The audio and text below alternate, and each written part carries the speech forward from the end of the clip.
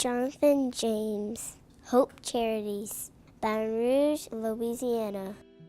My name is Jonathan James and I'm the president and CEO of Hope Charities.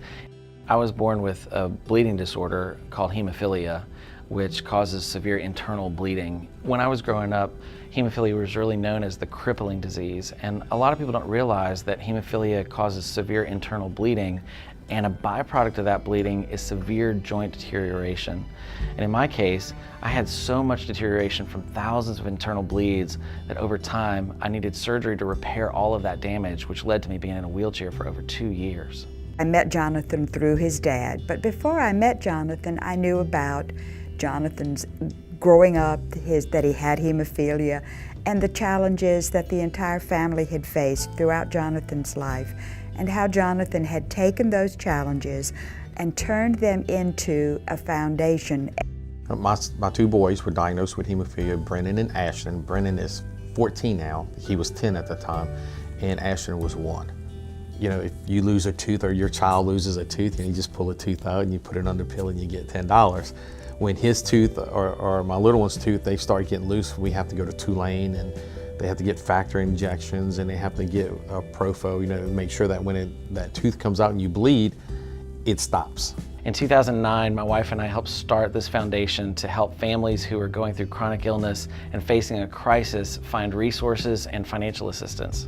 People need rental assistance and assistance with getting their cars repaired so they have transportation to medical treatment.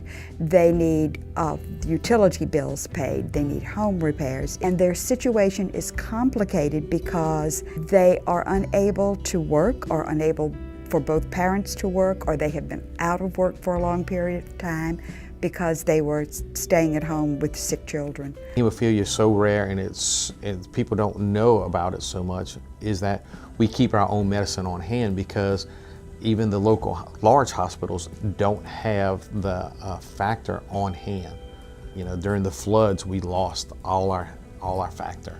To resupply, so what we had was around $35,000 worth of medicine that we had to keep, that we lost. Hope Charities stepped in and they were able to get us in contact with different vendors who were able to supply us and give us, you know, resupply us with that.